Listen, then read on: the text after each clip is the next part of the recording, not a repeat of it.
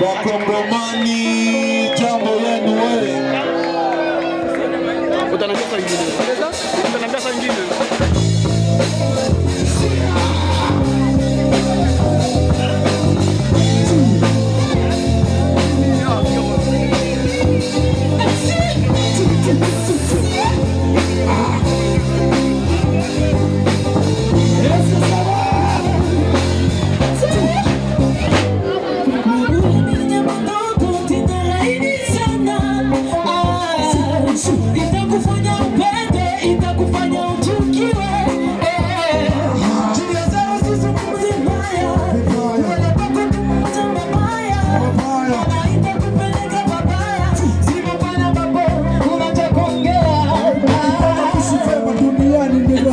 Wapiganisha vema kulinda yako ulimi. Ulimi hauna mfupa lakini unavunja moyo. Tazari sana kwa maneno jifanye mchoyo.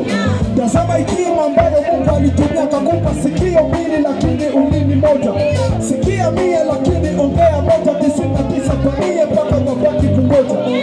Tatizo tunasikia ili kujibu badala ya kusikia mengi ili tuelewe.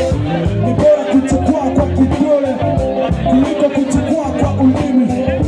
Ulimi ni kama laini sana lakini kitu kichua ulimi na vuta moja. Ulimi inaweza laani, inaweza bariki, inaweza kuumba, inaweza kuua, inaweza kujenga, inaweza kuboa, inaweza patanisha na inaweza katanisha, inaweza kudhahisha na inaweza huzunisha. Au kichua samaki anayefumba kinywa kama hawezi shikwa neno yako ya mfuji. Ulimi ni kama wende mkali, ukisika vibaya utajikuta imesha kuchana. Yana fadhali kuteleza kwa matope kuliko kuteleza kwa ulimi, ni hatari. Jifunze chunga ulimi kwa umakini ili kesho usitajikuta chini. Usitajikuta chini. Usitumie vibaya, kuzungumza mabaya, wanaita kupeleka mabaya. Simamana babo, unachokuongea. Ulimi ni kiungo jana, Waswahili wameshasema mali yanaongea vibaya zaidi sasa.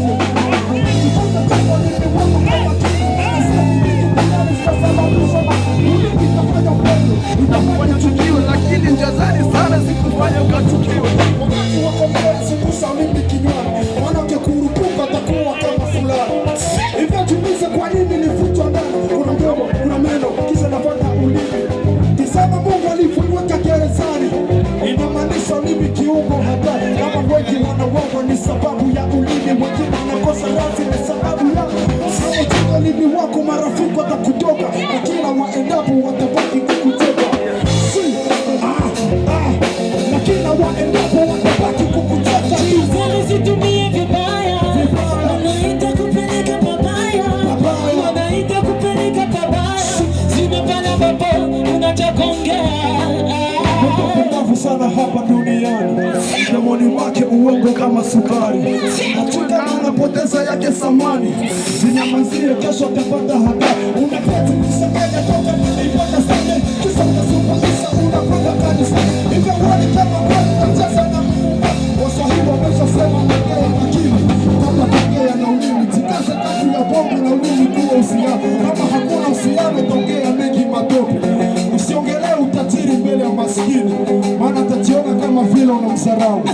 Usiongelee afya yako mbele ya mgonjwa, maana atakuona kama vile unajidai. Usiongelee